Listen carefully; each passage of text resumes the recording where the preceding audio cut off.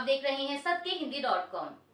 एक नजर अब तक की सुर्खियों पर। महाराष्ट्र कांग्रेस के नेता संजय निरुपम को पार्टी द्वारा निष्कासित कर दिया गया है। इसकी जानकारी देते हुए कांग्रेस महासचिव केसी वेणुगोपाल ने एक आधिकारिक बयान में बताया कि निरुपम को अनुशासनहीनता और पार्टी विरोधी बयानों के कारण निष्कासित किया गया है। बयान में कहा गया कि अनुशासनहीनता और पार्टी विरोधी बयानों की शिकायतों पर ध्यान देते हुए कांग्रेस अध्यक्ष ने संजय निरुपम को तत्काल प्रभाव से 6 साल के लिए पार्टी से निष्कासित कर दिया है। मीडिया रिपोर्ट्स के मुताबिक पार्टी के भीतर निरुपम के खिलाफ कार्रवाई की मांग तब बढ़ी जब उन्होंने सीट बंटवारे पर बातचीत के दौरान मुंबई की सीटें उद्धव गुट को देने को लेकर अपनी ही पार्टी की आलोचना की थी। संजय निरुपम को कांग्रेस से निष्कासित किए जाने के बाद उनकी पहली प्रतिक्रिया सामने आई है। उन्होंने एक्स पर लिखा कि ऐसा लगता है कि कल रात को पार्टी को मेरा त्यागपत्र मिलने के तुरंत बाद उन्होंने मेरे निष्कासन का निर्णय लिया। इतनी तत्परता देखकर अच्छा लगा। निरुपम ने कहा कि बस यह जानकारी साझा कर रहा हूं। मैं आज 11:30 से 12 बजे के बीच विस्तार से बयान दूंगा। लोकसभा चुनाव से पहले चिराग पासवान की लोक जनशक्ति पार्टी रामविलास को बड़ा झटका लगा है। मीडिया रिपोर्ट्स के मुताबिक टिकट बंटवारे को लेकर चिराग पासवान से नाराज 22 नेताओं ने पार्टी का साथ छोड़ दिया और इंडिया अलायंस का समर्थन करने की बात कही है। टिकट न मिलने से नाराज पूर्व विधायक और पार्टी के राष्ट्रीय महासचिव सतीश कुमार ने कहा कि बागी नेता अब इंडिया अलायंस का समर्थन करेंगे। खबरों के मुताबिक पार्टी की सदस्यता से इस्तीफा देने वालों में प्रदेश और राष्ट्रीय स्तर के नेता शामिल हैं और एनडीटीवी की एक रिपोर्ट के अनुसार कई नेताओं ने लोक जनशक्ति पार्टी रामविलास पर पैसे के बदले टिकट बांटने के भी आरोप लगाए हैं। बता दें कि चिराग पासवान को बिहार में एनडीए से सीट बंटवारे के तहत 40 में से 5 लोकसभा सीटें मिली, जिन पर वे अपने प्रत्याशी उतार चुके हैं। लोकसभा चुनाव से पहले नेताओं का एक से दूसरी पार्टी में जाना, गठबंधन तोड़ना या नया गठबंधन बनाना लगा हुआ है और इसी कड़ी में अब बीजेपी की ओडिशा इकाई के उपाध्यक्ष भृगु बख्शी पात्रा और कटक के जिला अध्यक्ष प्रकाश बेहरा भी पार्टी का दामन छोड़ बीजेडी में शामिल हो गए हैं। कहा जा रहा है कि बीजेपी की ओर से पार्टी विधायक प्रदीप पाणिग्राही को बहरामपुर सीट से टिकट दिए जाने के बाद बख्शी पात्रा ने पार्टी से इस्तीफा दिया। लोकसभा चुनाव के लिए ओडिशा की सत्तारूढ़ बीजेडी ने कल बुधवार को अपने उम्मीदवारों की तीसरी लिस्ट जारी की। इस लिस्ट में पार्टी ने अपने 5 उम्मीदवारों के नाम का ऐलान किया है और कुछ ही घंटों पहले बीजेपी का दामन छोड़ बीजेडी में शामिल हुए भृगु बख्शी पात्रा को बहरामपुर से मैदान में उतारा गया है। इसके अलावा परिणीता मिश्रा को बारागढ़ से, बालांगीर सीट से सुरेंद्र सिंह भोई, भद्रक सीट से मंजुलता मंडल और कंझार सीट से धरुंजय सिद्धू को लोकसभा का टिकट दिया गया है। बता दें कि सुरेंद्र सिंह भोई भी बीते हफ्ते ही कांग्रेस से इस्तीफा देकर बीजेडी में शामिल हुए हैं। वहीं इस नई लिस्ट में पार्टी ने 2 मौजूदा सांसद चंद्ररानी मुर्मू और चंद्रशेखर साहू का टिकट काटा है। इसके अलावा बीजेडी ने विधानसभा चुनाव के लिए भी अपने 27 उम्मीदवारों के नाम का ऐलान किया। लोकसभा चुनाव से पहले जारी इस्तीफे के दौर में अब कांग्रेस नेता गौरव वल्लभ ने भी पार्टी से इस्तीफा दे दिया है। उन्होंने पार्टी अध्यक्ष मल्लिकार्जुन खड़गे को लिखे गए अपने इस्तीफे में कहा कि पार्टी नए भारत की आकांक्षा को बिल्कुल नहीं समझ पा रही, जिससे मेरे जैसा कार्यकर्ता हतोत्साहित महसूस कर रहा है। मैं राम मंदिर पर पार्टी के स्टैंड से क्षुब्ध हूँ। मैं कर्म से हिंदू हूँ और मैं सनातन विरोधी नारे नहीं लगा सकता। उन्होंने आगे कहा कि पार्टी और गठबंधन के कई लोग सनातन विरोधी नारे लगाते हैं और पार्टी का उस पर चुप रहना उसे मौन स्वीकृति देने जैसा है। गौरव वल्लभ ने साथ ही ये भी कहा कि ना ही मैं सुबह शाम देश के वेल्थ क्रिएटर्स को गाली दे सकता हूँ, इसीलिए मैं कांग्रेस पार्टी के सभी पदों और प्राथमिक सदस्यता से इस्तीफा दे रहा हूँ। लोकसभा चुनाव को लेकर एक्टिव कांग्रेस ने उत्तर प्रदेश की 2 सीटों पर अपने प्रत्याशियों के नाम का ऐलान किया है। पार्टी द्वारा कल बुधवार को जारी की गई लिस्ट में मथुरा सीट से मुकेश धांगड़ और सीतापुर सीट से नकुल दुबे को बदलकर राकेश राठौड़ को टिकट दिया गया है। बता दें कि मथुरा से बीजेपी के टिकट पर एक बार फिर हेमा मालिनी मैदान में हैं। वहीं सीतापुर सीट पर बीजेपी ने राजेश वर्मा को प्रत्याशी बनाया है। दिल्ली के शराब घोटाले से जुड़े मामले में बीते 6 महीने से तिहाड़ जेल में बंद आम आदमी पार्टी सांसद संजय सिंह कल बुधवार रात करीब 8 बजे जेल से बाहर आ गए हैं। बता दें कि संजय सिंह को सुप्रीम कोर्ट ने मंगलवार को जमानत दी थी। वहीं जेल से बाहर आने के बाद संजय सिंह ने अपने समर्थकों का अभिवादन किया।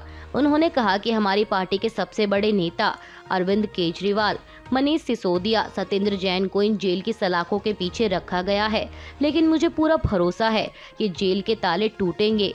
इसलिए मैं कहना चाहता हूं कि ये जश्न मनाने का वक्त नहीं है, बल्कि संघर्ष का वक्त है।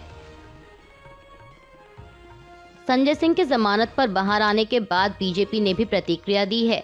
दिल्ली बीजेपी अध्यक्ष वीरेंद्र सचदेवा ने ANI से बात करते हुए कहा कि भ्रष्टाचारी पार्टी के एक नेता अगर जमानत पर बाहर आते हैं और उसका वो जश्न मनाते हैं तो इससे उस पार्टी की सोच पता चलती है। उन्होंने कहा कि जमानत पर बाहर आना अपराध मुक्त होना नहीं है। जमानत मिलती है तो जमानत खत्म भी होती है। अभियुक्त या अपराधी को उसके नियमों का पालन करना होता है। बीजेपी नेता ने आगे कहा कि मेरा मानना है कि शराब घोटाला एक बहुत बड़ा घोटाला है और उस घोटाले में जितने लोग हैं सबकी भूमिका की जांच हो रही है।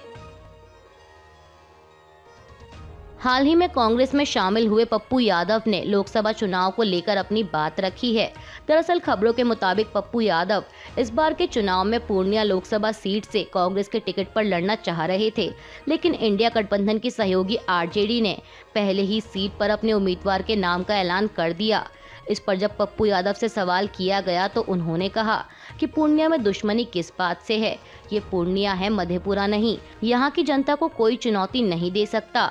हम लालू यादव जी की इज्जत करते हैं, पर पप्पू यादव से इतनी नफरत क्यों, किस बात को लेकर, कौन सी दुश्मनी आप निकाल रहे हैं?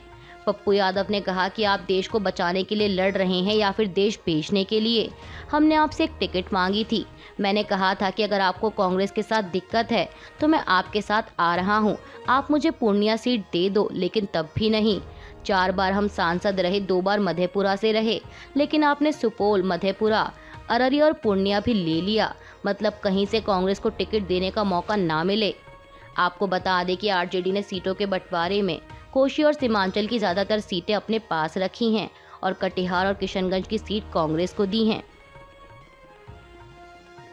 बीजेपी की पूर्व सांसद और अभिनेत्री जया प्रदा ने आगामी लोकसभा चुनाव में लड़ने की इच्छा जाहिर की है। उन्होंने कल बुधवार को अपने जन्मदिन के मौके पर तिरुमाला मंदिर में दर्शन के बाद कहा कि मेरी आंध्र प्रदेश से चुनाव में भाग लेने की इच्छा है और यह सब पार्टी में उच्च अधिकारियों के निर्णय पर निर्भर करता है। वहीं राजनीतिक विश्लेषकों का मानना है कि इसकी अधिक संभावना नहीं है कि वो आगामी विधानसभा चुनाव या फिर लोकसभा चुनाव में बीजेपी द्वारा आंध्र प्रदेश से मैदान में उतारी जाएं, क्योंकि पार्टी ने पहले ही इन दोनों चुनावों के लिए अपने उम्मीदवारों की घोषणा कर दी है। बता दें कि राज्य में बीजेपी, TDP और जनसेना के साथ गठबंधन कर इन चुनावों को लड़ रही है।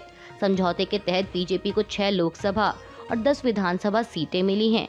वहीं इसके अलावा जया प्रदा ने राज्य में NDA उम्मीदवारों के लिए स्टार प्रचारक बनने की भी इच्छा व्यक्त की। लोकसभा चुनाव से पहले राजनीतिक दलों के बीच आपसी बयानबाजी का दौर जारी है और इसी कड़ी में असम के मुख्यमंत्री हिमंता बिस्वा शर्मा ने कांग्रेस सांसद राहुल गांधी पर तंज कसा है। उन्होंने राज्य की सिलचर लोकसभा सीट पर प्रचार के दौरान कहा कि मैं चाहता हूं कि राहुल गांधी असम आए और प्रचार करें। इससे बीजेपी को फायदा होगा और सैकड़ों कांग्रेसी पार्टी छोड़कर हमारी पार्टी में आ जाएंगे। CM शर्मा ने कहा कि राहुल गांधी एक बार असम आ जाएं तो हमारा पूरा काम ही खत्म हो जाएगा। पूरे भारत का आदमी PM मोदी के साथ है। प्रधानमंत्री के लिए गरीब कल्याण सबसे बड़ा धर्म है। हिंदू या मुसलमान मायने नहीं रखता। हम सबका साथ, सबका विकास की नीति से प्रेरित हैं और उसे जीते हैं।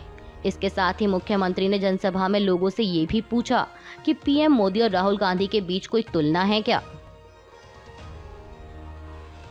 बिहार के पूर्व उप मुख्यमंत्री और बीजेपी नेता सुशील कुमार मोदी ने कल बुधवार को जानकारी दी कि उन्हें कैंसर है, इसलिए वो लोकसभा चुनाव में कुछ नहीं कर पाएंगे। उन्होंने X पर लिखा कि पिछले 6 महीने से कैंसर से संघर्ष कर रहा हूं और अब लगा कि लोगों को बताने का समय आ गया है। उन्होंने कहा कि लोकसभा चुनाव में कुछ नहीं कर पाऊंगा। मैंने प्रधानमंत्री को सब कुछ बता दिया है। देश, बिहार और पार्टी का सदा आभार और सदैव समर्पित। वहीं अब उनके कैंसर होने की इस खबर पर RJD प्रमुख लालू प्रसाद यादव ने दुख जाहिर किया है। लालू यादव ने X पर लिखा कि भाई सुशील मोदी की स्वास्थ्य संबंधित खबर सुनकर हैरान और दुखी हूँ। 50 सालों से उन्हें जानता हूँ। वो जुझारू और संघर्षशील प्रवृत्ति के धनी हैं। परम पिता से उनके अच्छे स्वास्थ्य की मंगल कामना करता हूँ। ईश्वर से प्रार्थना है कि वो शीघ्र स्वस्थ होकर सार्वजनिक जीवन और जनसेवा में सक्रिय हों, ताकि उनके लंबे राजनीतिक अनुभव का सबको फायदा मिलता रहे। आईपीएल 2024 का 16वां मैच कल बुधवार को दिल्ली कैपिटल्स और कोलकाता नाइट राइडर्स के बीच खेला गया और इस मैच में कोलकाता की टीम ने 20 ओवर में 272 रनों का विशाल स्कोर खड़ा किया है, जो कि आईपीएल का दूसरा सबसे बड़ा स्कोर है। बता दें कि इससे पहले इसी टूर्नामेंट में सनराइजर्स हैदराबाद ने हाल ही में 277 रनों का सबसे बड़ा स्कोर खड़ा किया था। वहीं अब कल बुधवार को खेले गए इस मैच में सुनील नारायण की बल्लेबाजी की बदौलत कोलकाता की टीम ने 272 रनों के इस स्कोर को हासिल किया। उन्होंने इस मैच में 21 गेंदों में हाफ सेंचुरी बनाई और 39 गेंदों पर कुल 85 रन बनाने में सफल रहे, लेकिन शतक बनाने से चूक गए। सुनील ने अपने 85 रनों के स्कोर में 7 चौके और 7 छक्के जड़े और इसी के साथ कोलकाता ने दिल्ली कैपिटल्स को 106 रनों से हराकर इस मैच में जीत दर्ज की।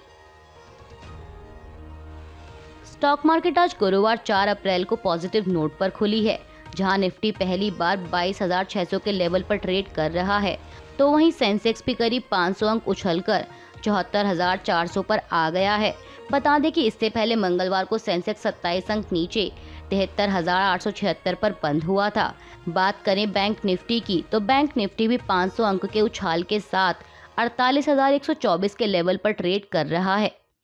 अभी के लिए बस इतना ही। बाकी की खबरों के लिए बने रहिए सबके हिंदी.com के साथ।